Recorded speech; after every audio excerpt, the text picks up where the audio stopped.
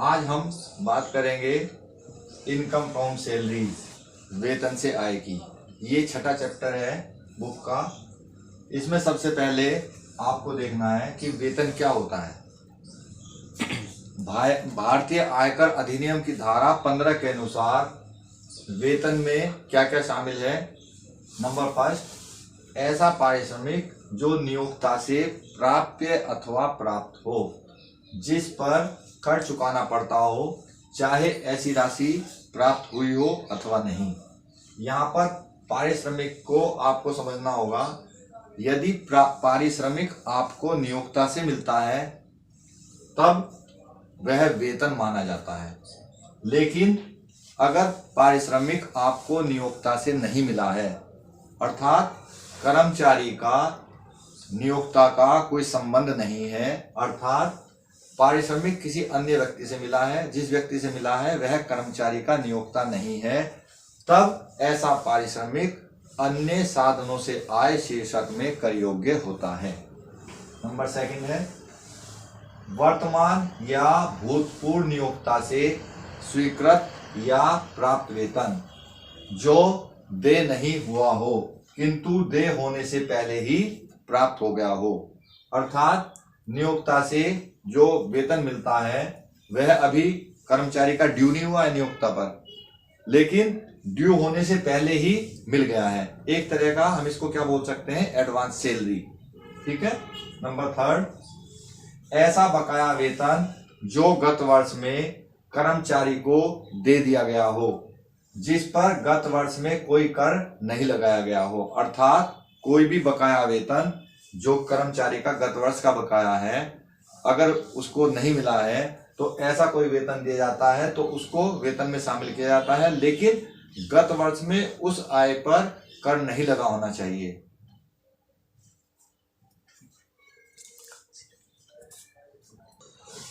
जब कोई व्यक्ति आय प्राप्त करता है या आय कमाता है तो उसके लिए भारतीय आयकर अधिनियम में 5 शीर्षक बनाए गए हैं, जिसमें पहला शीर्षक आपका वेतन से आय है।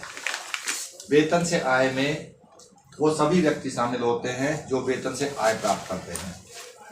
अब वेतन के संबंध में क्या महत्वपूर्ण नियम है ये भी जानना जरूरी है। इसमें नंबर फर्स्ट है, वेतन के लिए नियोक्ता एवं कर्मचारी का संबंध होना आवश्यक है। अर्थात यदि कर्मचारी का और नियोक्ता का संबंध नहीं है तब ऐसा वेतन वेतन शीर्षक में कर योग्य नहीं होता है। तब ऐसा वेतन कहां पर कर योग्य होगा, अन्य साधनों से आय शीर्षक में। जैसे कि इसका उदाहरण है सांसदों तथा विधायकों का वेतन। वह वेतन सांसद जो होते हैं एमपी और एमएलए, उनका वेतन कहां पर टैक्सेबल होता है, इनकम फ्रॉम अदर सोर्सेज में। वो इसी कारण से होता है क्योंकि उसमें एम्प्लॉयर का और एम्प्लॉय का कोई रिलेशन नहीं होता है। नंबर सेकंड है, एक से अधिक नियोक्ताओं से प्राप्त वेतन। अगर कोई कर्मचारी एक से अधिक नियोक्ता से वेतन प्राप्त करता है तो उसे जो भी वेतन मिलेगा, चाहे वो 2 का हो या 3 एम्प्लॉयर्स का हो, वो सारा का सारा वेतन उसका वेतन शीर्षक आय में कर योग्य होगा। इसके बाद है वर्तमान या भूतपूर्व नियोक्ता से प्राप्त वेतन। अर्थात यदि कर्मचारी ने अपने किसी पूर्व के नियोक्ता से कोई वेतन प्राप्त किया है या वर्तमान नियोक्ता से वेतन प्राप्त किया है तो ऐसा वेतन वेतन शीर्षक की आय शीर्षक में कर योग्य होगा। इसके बाद है विदेशी सरकार से प्राप्त वेतन एवं पेंशन। यदि विदेशी सरकार से कोई वेतन प्राप्त होता है या पेंशन प्राप्त होती है तो वह भी क्या होगी, वह भी वेतन शीर्षक में कर योग्य मानी जाती है। भारत में की गई सेवाओं का विदेश में प्राप्त वेतन, इसमें वो कर्मचारी आते हैं, जैसे कि कोई कर्मचारी है जो कि भारत सरकार द्वारा नियुक्त हुआ है। अब उसकी जो पोस्टिंग है वो कहीं विदेश में हो जाए तो उसको विदेश में ही वेतन मिलेगा, ठीक। लेकिन क्योंकि वह किसकी वजह से कमा रहा है, भारत सरकार की वजह से, इसलिए उसका वेतन वेतन शीर्षक की आय में ही क्या होगा, कर योग्य होगा। इसके बाद है न्यायालय के आदेश से रोका गया वेतन। अगर कोर्ट ने किसी की सैलरी पर, किसी कर्मचारी की सैलरी पर रोक लगा दी है, तब भी ऐसा वेतन वेतन शीर्षक से आय में कर योग्य होता है। इसके बाद है महंगाई भत्ता और महंगाई वेतन। महंगाई भत्ता और महंगाई वेतन चाहे सेवा शर्तों के अंतर्गत हो या ना हो, ये दोनों आपके वेतन में जोड़ दिए जाएंगे, अर्थात वेतन से आय शीर्षक में कर योग्य होंगे। इसके बाद है सूचना अवधि के बदले में प्राप्त वेतन, अर्थात प्रत्येक नियोक्ता का दायित्व है कि वह कर्मचारी को उसकी सेवा समाप्त करने से पहले 3 महीने पहले उसको नोटिस दे। यदि वह ऐसा नहीं करता है तो उसे कर्मचारी को 3 माह का वेतन देना होगा। तो ऐसा वेतन जो होगा वो किसमें शामिल होगा, वेतन में, कर्मचारी के वेतन में जोड़ दिया जाएगा। इसके बाद है वेतन के अतिरिक्त नियोक्ता से प्राप्त अन्य राशियां, यानी कि नियोक्ता से वेतन के अतिरिक्त जो भी राशि मिलेगी उन सभी को वेतन शीर्षक आय में जोड़ दिया जाएगा। कुछ ऐसी मदें होती हैं जो वेतन से आय शीर्षक में कर योग्य नहीं होती हैं। अब वो कौन कौन सी मदें हैं, उसमें सबसे पहला आता है नियोक्ता से ऋण, अर्थात कोई कर्मचारी यदि नियोक्ता से कोई लोन लेता है तो उसे सैलरी में इंक्लूड नहीं किया जाएगा, अर्थात वो वेतन से आय शीर्षक में कर योग्य नहीं होगी। दूसरा है वेतन का समर्पण। यदि कोई कर्मचारी अपनी इच्छा से अपने वेतन का केंद्रीय सरकार को समर्पण कर देता है तो ऐसी आय, जो ऐसा वेतन है, वो क्या माना जाता है, कर मुक्त माना जाता है, इसलिए उसको वेतन से आय शीर्षक में कर योग्य नहीं होगा।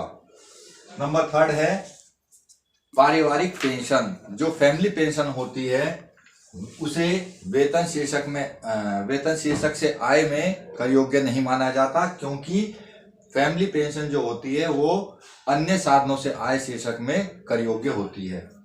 इसके बाद है साझेदार को देय वेतन। जो साझेदार को देय वेतन होता है उसे भी वेतन से आय शीर्षक में कर योग्य नहीं माना जाता है, वह यहाँ पर कर योग्य नहीं होगा। इसके बाद है सांसदों एवं विधायकों के वेतन। सांसद और विधायकों के जो वेतन होते हैं वो अन्य साधनों से आय शीर्षक में कर योग्य होते हैं, इसलिए वेतन से आय शीर्षक में कर योग्य नहीं होंगे। वेतन में निम्नलिखित को शामिल किया जाता है। क्या क्या वेतन में शामिल होते हैं, देखिए। नंबर 1 है मूल वेतन या मजदूरी। जो मूल वेतन होता है या मजदूरी होती है उसे हम वेतन में शामिल करते हैं। इसके बाद है वार्षिकी या पेंशन। जो वार्षिकी होती है, एन्युटी या पेंशन, उसको भी हम क्या करते हैं, वेतन में शामिल करते हैं। इसके बाद है ग्रेच्युटी। ग्रेच्युटी को भी हम वेतन में शामिल करते हैं। इसके बाद है अग्रिम या अवशिष्ट वेतन, यानी कि एडवांस सैलरी या एरियर्स ऑफ सैलरी, बकाया वेतन, इसको भी हम वेतन में शामिल करेंगे। इसके बाद है कर्मचारी के प्रमाणित प्रोविडेंट फंड में वार्षिक वृद्धि। नेक्स्ट है बोनस, कमीशन, फीस, अंतरिम राहत आदि। इसके बाद है अवकाश का नकदीकरण। इसके बाद है सेवा से छटनी करने पर प्राप्त क्षतिपूर्ति। नेक्स्ट है स्वैच्छिक अवकाश ग्रहण करने पर प्राप्त राशि। इसके बाद है अधिसमय भुगतान, ओवर टाइम पेमेंट। इसके बाद है स्थानांतरित शेष, ट्रांसफर बैलेंस। इसके बाद है अधिसूचित पेंशन योजना में केंद्र सरकार द्वारा कर्मचारी के खाते में किया गया अंशदान। बात करते हैं भत्ते की। भत्ते 3 तरह के होते हैं।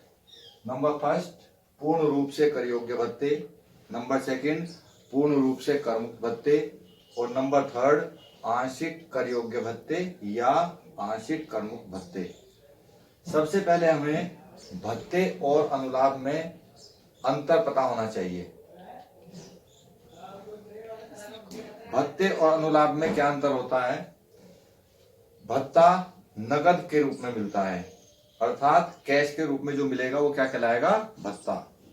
और अनुलाभ जो होता है वो कैश में भी मिल सकता है, यानी कि नगद भी मिल सकता है, या काइंड के रूप में भी मिल सकता है, यानी कि वस्तु के रूप में मिल सकता है। भत्ता ऑफिशियल पर्पज या प्राइवेट पर्पज दोनों के लिए मिल सकता है, लेकिन अनुदान केवल प्राइवेट पर्पज के लिए मिलता है। इसलिए पहले आपको भत्ते और अनुदान में अंतर पता होना बहुत आवश्यक है। अब हम बात करते हैं पूर्ण रूप से कर योग्य भत्ते की, कि कौन कौन से भत्ते ऐसे हैं जो पूर्ण रूप से कर योग्य होते हैं। उसमें नंबर फर्स्ट में आता है महंगाई भत्ता और अतिरिक्त महंगाई भत्ता। इसके अलावा भी भत्ते होते हैं जो इसमें शामिल हो सकते हैं, जैसे जीवन निर्वाह भत्ता।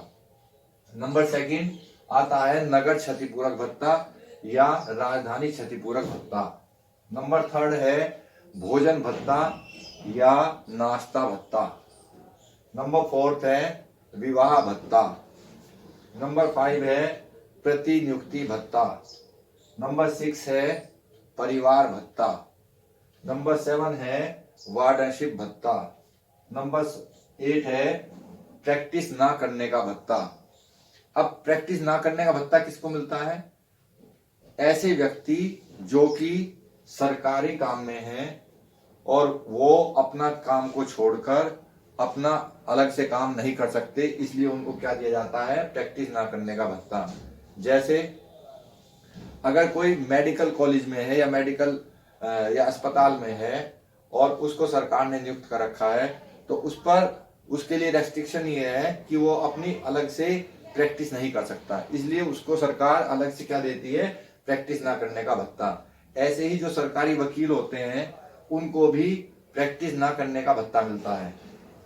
नेक्स्ट है चिकित्सा भत्ता।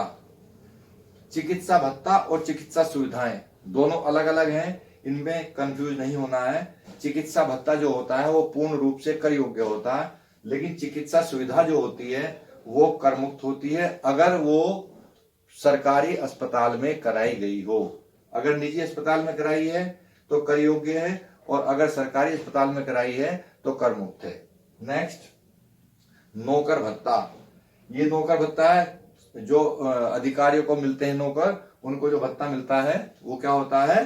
टैक्सेबल होता है। ऐसे ही नेक्स्ट है प्रोक्टर भत्ता। प्रोक्टर भत्ता पूर्ण रूप से कर योग्य है। जल एवं विद्युत भत्ता। जल एवं विद्युत भत्ता पूर्ण रूप से कर योग्य है। उसके बाद है कुत्ता भत्ता। कुत्ता भत्ता आमतौर पर डॉग स्क्वाड वालों को मिलता है, उनके लिए ऐसा भत्ता कर योग्य है। रात्रि भत्ता, जो नाइट शिफ्ट में काम करते हैं उनको ये भत्ता मिलता है, तो उनके लिए ये भत्ता कर योग्य है। नेक्स्ट ग्रामीण भत्ता, जो ग्रामीण क्षेत्र में काम करते हैं उनको यह भत्ता मिलता है, तो यह भत्ता उनके लिए कर योग्य है। यातायात भत्ता। यातायात भत्ता कर योग्य है, लेकिन विकलांगों के लिए यह भत्ता कर योग्य नहीं है। विकलांगों की दशा में यातायात भत्ता 3200 रुपए प्रति माह तक कर मुक्त होता है। नेक्स्ट है अन्य कर योग्य भत्ते। इसमें प्रोजेक्ट भत्ता है, पाली भत्ता है, टेलीफोन भत्ता है, कपड़ा भत्ता है, डिनर भत्ता है, आदि भत्ते इसमें शामिल होते हैं। ये क्या है? अन्य कर योग्य भत्ते। सेकंड है हमारा पूर्ण रूप से कर मुक्त भत्ते, अर्थात ऐसे भत्ते जो वेतन से आय शीर्षक में नहीं जोड़े जाएंगे। इसमें नंबर फर्स्ट है विदेशी भत्ता। जो विदेशी भत्ता होता है अगर वो किसी को मिलता है कर्मचारी को, तो क्या होगा? आपका एग्जेम्प्ट यानी कि कर मुक्त। दूसरा है हाई कोर्ट और सुप्रीम कोर्ट के जो जज होते हैं उनको जो भत्ते मिलते हैं वो क्या होंगे? कर मुक्त। नेक्स्ट है यूएनओ से जो प्राप्त भत्ता होगा वो क्या होगा? कर मुक्त। नेक्स्ट है केंद्रीय सरकार द्वारा अधिसूचित विशेष भत्ते। ये कौन कौन से भत्ते हैं? जैसे यात्रा भत्ता, ट्रैवलिंग अलाउंस जो होता है वो क्या होता है? Fully exempt. डेली अलाउंस, दैनिक भत्ता, वो क्या होता है? Fully exempt. कार भत्ता, वो क्या होता है? Fully exempt. लेकिन कार भत्ते के लिए ध्यान रखना होगा कि यदि कार भत्ता ऑफिस के लिए मिला है तब तो वो एग्जेम्प्ट है, यदि वो पर्सनल के लिए मिला है तब क्या है? वो टैक्सेबल। तो आपको कार भत्ते में विशेष ध्यान रखना पड़ेगा। इसके बाद है सहायक भत्ता। सहायक भत्ता भी क्या होता है? कर मुक्त होता है। इसके बाद है वर्दी भत्ता, यह भी कर मुक्त होता है। इसके बाद दौरा भत्ता, यह भी कर मुक्त होता है। ठीक, तो इस प्रकार ये विशेष भत्ते हैं जो कर मुक्त होते हैं। थर्ड है आंशिक कर योग्य भत्ते। इसमें नंबर फर्स्ट है मकान किराया भत्ता। मकान किराया भत्ता जो होगा उसका कुछ पार्ट आपका एग्जिम्प्ट होगा और कुछ भाग उसका टैक्सेबल होगा। इसके बारे में मैं भी आपको आगे बताऊंगा। दूसरा नंबर है मनोरंजन भत्ता। इसका भी कुछ भाग आपका कर मुक्त होगा और कुछ कर योग्य होगा। इसको भी मैं इसके बाद डिटेल में बताऊंगा। इसके बाद है विशेष भत्ते। विशेष भत्ते कौन कौन से होते हैं? जैसे शिक्षा भत्ता। शिक्षा भत्ता किसी कर्मचारी के लिए 100 रुपए प्रति माह प्रति बच्चा, 2 बच्चों के लिए तक कर मुक्त होता है। यदि बच्चे ज्यादा होंगे तो फिर जो बाकी बच्चे होंगे 2 के अलावा उन सब का क्या होगा? कर योग्य है। छात्रावास भत्ता। छात्रावास भत्ता 300 रुपए प्रति माह प्रति बच्चे तक कर मुक्त होता है। यह भी 2 बच्चों तक सीमित है, अर्थात 2 बच्चों तक कर मुक्त होगा। उसके बाद अगर बच्चे होते हैं तो फिर वो कर योग्य होगा। इसके बाद है यातायात भत्ता। यातायात भत्ता 3200 रुपए प्रति माह तक केवल अपंग व्यक्तियों के लिए कर मुक्त होता है, बाकी सभी के लिए कर योग्य है। जनजाति क्षेत्र भत्ता 200 रुपए प्रति माह तक कर मुक्त होता है। इसके बाद भूमिगत भत्ता 800 रुपए तक कर मुक्त होता है। उसके बाद लास्ट है आपका उच्च पर्वतीय भत्ता जो कि 1600 रुपए प्रति माह तक कर मुक्त होता है। मकान किराया भत्ता धारा 10 13A के अंतर्गत आता है और नियम 2A में संदर्भित है। तो मकान किराया भत्ते के बारे में बात करते हैं। सबसे पहले मकान किराया भत्ता जब मिलता है, चाहे सरकारी कर्मचारी हो और चाहे वह गैर सरकारी कर्मचारी हो, दोनों के लिए कैलकुलेट किया जाएगा, दोनों के लिए उसकी गणना की जाएगी। इसके 3 पॉइंट्स होते हैं। पहला पॉइंट है आपका भत्ते की वास्तविक प्राप्त राशि, अर्थात कर्मचारी को जो भत्ता मिला है उस राशि को हमें पहले पॉइंट में लिखना है।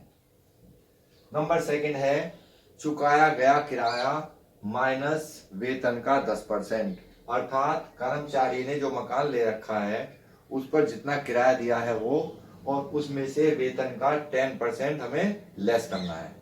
नंबर थर्ड है वेतन का 40% या 50%। जो कर्मचारी चेन्नई, दिल्ली, कोलकाता और मुंबई इनमें निवास करते हैं उनके लिए 50% सीमा लगती है, और जो इसके अलावा पूरे भारत में कहीं भी रहते हैं उनके लिए 40% की सीमा है। तो यहाँ पर आपको ध्यान रखना होगा कि अगर इन चारों शहरों में रहता है तो 50% और इन चारों के अलावा रहते हैं तो 40%। अब बात आती है कि वेतन में हम क्या क्या लेते हैं। जो वेतन हम निकालेंगे यहाँ पर, इस वेतन के लिए हमें क्या क्या लेना होगा वेतन में, उसके लिए मैं आपको बता रहा हूं। सबसे पहले मूल वेतन, जो बेसिक सैलरी होती है, सबसे पहले हम उसको लेंगे। उसके बाद महंगाई वेतन यानी कि डियरनेस पे, क्योंकि डियरनेस पे वेतन का ही हिस्सा होती है, इसलिए महंगाई वेतन में हम सेवा शर्तों के अंतर्गत नहीं देखते हैं। इसके बाद महंगाई भत्ता, डियरनेस अलाउंस, इसके लिए देखा जाता है कि क्या महंगाई भत्ता सेवा शर्तों के अंतर्गत है, अर्थात अंडर टर्म्स एंड कंडीशन है अथवा नहीं। अगर है तो हम उसको वेतन में जोड़ लेंगे और अगर नहीं है तो उसको हम छोड़ देंगे। इसके बाद इसमें ऐड करते हैं बिक्री पर निश्चित दर से प्राप्त कमीशन। अगर कमीशन के साथ कोई परसेंटेज दे रखी है और सेल्स का अमाउंट दे रखा है तो आप उस पर कैलकुलेट करेंगे तो ये जुड़ जाएगा। अर्थात अगर बिक्री पर कमीशन की दर दी हो तो हम इसको ऐड करेंगे, और अगर केवल कमीशन का अमाउंट दे रखा है, ये नहीं लिखा है कि वो निश्चित दर से है, तो फिर हम इसको ऐड नहीं करेंगे। इन सब का टोटल करके हमारा वेतन आ जाएगा। उस वेतन को हम पॉइंट नंबर 3 और पॉइंट नंबर 2 में यूज करेंगे। फिर इसके बाद हमें ये देखना होता है कि जो हमने 3 पॉइंट की कैलकुलेशन की है, इन तीनों पॉइंट्स में सबसे कम राशि किसकी है। तीनों पॉइंट्स में से जो सबसे कम होगा वो क्या कहलाएगा? कर मुक्त। उसे हम क्या बोलेंगे? मकान किराए भत्ते की कर मुक्त राशि। और कर योग्य राशि कैसे निकालेंगे? कि जो हमारा पहला अमाउंट होगा, पहले पॉइंट में जो आता है वास्तविक प्राप्त राशि, उसमें से हम कर मुक्त राशि को घटा देंगे तो हमारे पास क्या बचेगा? कर योग्य राशि। इसे क्या बोलेंगे? मकान किराया भत्ते की कर योग्य राशि, जो कि वेतन से आय में जोड़ी जाएगी। इसके बाद है मनोरंजन भत्ता। मनोरंजन भत्ता केवल सरकारी कर्मचारियों को अगर मिलता है तब उसको उसकी छूट मिलती है, केवल सरकारी कर्मचारियों को। अगर गैर सरकारी कर्मचारी हैं तो उनको मनोरंजन भत्ते की छूट नहीं मिलती है। मनोरंजन भत्ते के लिए पहला पॉइंट भत्ते की वास्तविक प्राप्त राशि, दूसरा पॉइंट वेतन का 20% और तीसरा पॉइंट अधिकतम 5,000 रुपए। वेतन में केवल मूल वेतन को लिया जाएगा और कर मुक्त राशि निकालने के लिए जो 3 पॉइंट्स आपने कैलकुलेट किए हैं उन तीनों में से जो भी सबसे कम होगा वो क्या माना जाएगा, कर मुक्त राशि। अर्थात मनोरंजन भत्ते की कर मुक्त राशि उपरोक्त तीनों जो दे रखे हैं उनमें से जो भी कम होगी उसे मान लिया जाएगा। कर योग्य राशि कैसे निकालेंगे, जो भत्ते की वास्तविक प्राप्त राशि है उसमें से कर मुक्त राशि घटाने के बाद जो बचेगा वो क्या कहलाएगा, कर योग्य राशि।